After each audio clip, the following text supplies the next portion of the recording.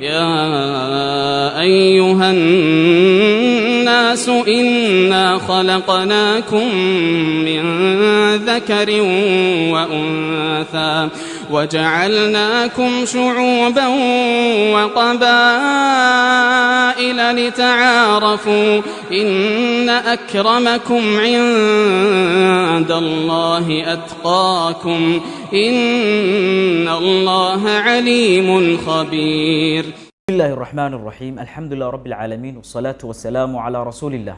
xalaqaadkii kuwan ka soo horeeyay waxaynu uga soo hadlaynay waxyaabaha inoo soo gelinaya in ay bulshadeenu ka bacdo waxaynuna ka soo hadlaynay akhlaaqiyadka wada noolaanshiyaha ee suuratul xujuraat ay ka hadashay. maanta waxaynu ka hadlaynaa qodob kale oo isaguna suuratul xujuraat ay ka hadashay oo suura gelinaya bulshadu inay ka bacdo akhlaaq muhiim u ahna asaas u ahna xadaarad waliba oo horumarta. qodobkani waxa weeyaan waxa loo yaqaan al-ihtiram al-mutabadil. bulsho inay noqoto inay is-ihtiramto. bulshadu inay is-ihtiramto waa waxa ugu waaweyn oo asaasiyaadka ah ee bulshadu ay ku horumari karto. suuratul xujuraatna Allah subhanahu wa ta'ala qodobkan ayuu ku dajiyay. marka bulsho is-ihtiraamayso waxa muhiim u ah bulshadaasi inaysan isku jeesjeesin, aysan isyasin, aysan isu arag qolada kale inay ka sareyso oo ay iska dhigto bulsho siman sida uu Allah subhanahu wa ta'ala u simay fidriyana bulshadu ay marka hore u siman tahay. qodobkaas ayayna suuratul xujuraat ay ka hadashay aayad kamid ah aayadaheeda. Allah subhanahu wa ta'ala waxa uu oranayaa يا أيها الذين آمنوا لا يسخر قوم من قوم عسى أن يكونوا خيرا منهم ولا نساء من نساء عسى أن يكونوا خيرا منهن. هذه الملاحظة سواء نبي الله سبحانه وتعالى وحا أميشن أذكسنا يا لفظك قوم إذا واي صوبته قوم سيدا وحا أذكسنا يا مهمة أي أتهي برشدو إني سنقوم برشو أنا إسياسين أنا إسكو جيسين فرdiguna waa uu soo galaya oo dadka fardiga inaysan fardiga kale iyaguna laakiinse limaada qom loo adeegsaday way sababta waxaan aad wuxuu ugu tacalluqa bulshada guud sida uu kobci lahayd. bulshada guud sida uu kobci lahayd fardiguna bulshadaas ayuu kamid yahay. Allah subhanahu wa ta'ala marka uu qodobkan sheegay waxa uu taabtay qodob kale oo kaliya akhlaaqda in la siiyo si aynu u qaadano hadii aynu muslimiin nahay kaliya Allah subhanahu wa ta'ala ugama uusan tagin waxa uu sidoo kale boos kale oo aqli ayuu Allah subhanahu wa ta'ala taabtay oo waxa uu yiri asa an yakunu khayran minhum.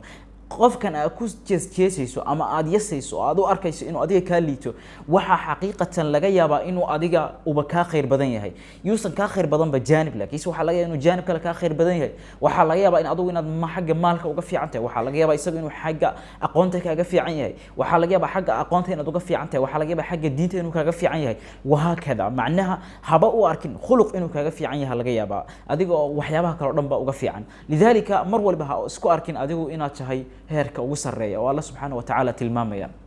hadii aad aayada sii mulaaxadayso Allah subhanahu wa ta'ala waxa uu taabtay qodob kale oo asaguna muhiim ah oo wuxuu yiri wala talmizu anfusakum. macnaha naftiina ha ceebaynina qolada kale aysan ceebaynin. Allah subhanahu wa ta'ala waxa uu ka cabiray anfusakum waxa ku jirta faa'iidatayn cadiimatayn. laba faa'iido oo waaweyn ayaa ku jirta. qofkan aad adigu aad yasayso ama aad ku jeesjeesayso waxaad ogaataa horta adiga inuu ka mid yahay bashar inuu yahay sidaadoo kale in dhulkan aad ku noosho inuu kula nool yahay cirkan ka saray inuu asagana ka sareeyo inaad hal wadan ka wada tirsantihiin. lidalika ma fi daaci inaad adiga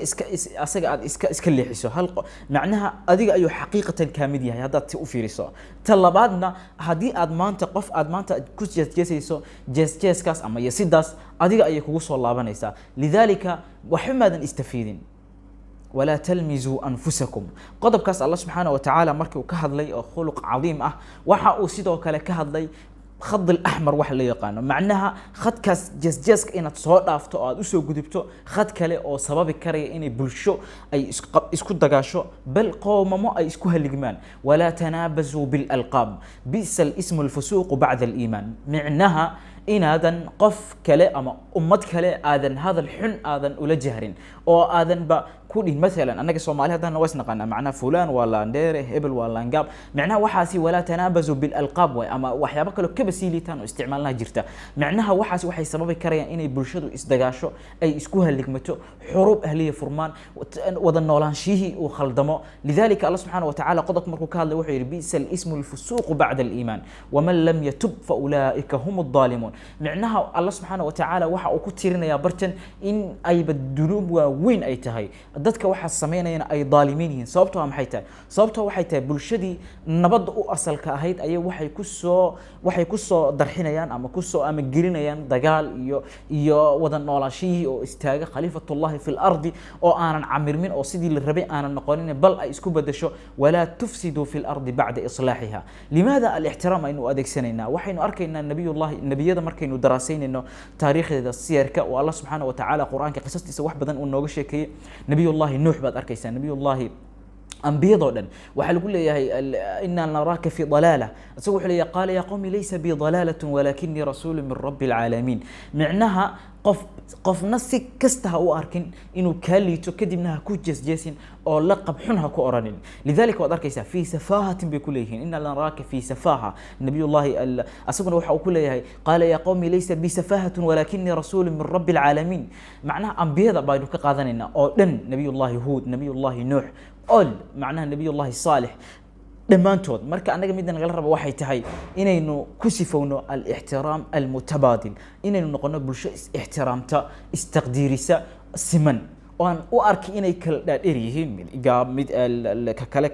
kale ka sareeyo aynu ka qaadanayna suuradan si aynu u horumarno waxaan rajaynayaa macnaha guud inay suuradu ay ka hadashay ama aayadan ay ka hadashay anigana aan xalqada uga hadlay inaad fahanteen aad iyo aad baad u mahadsantihiin wassalaamu calaykum wa rahmatullahi wa barakaatuh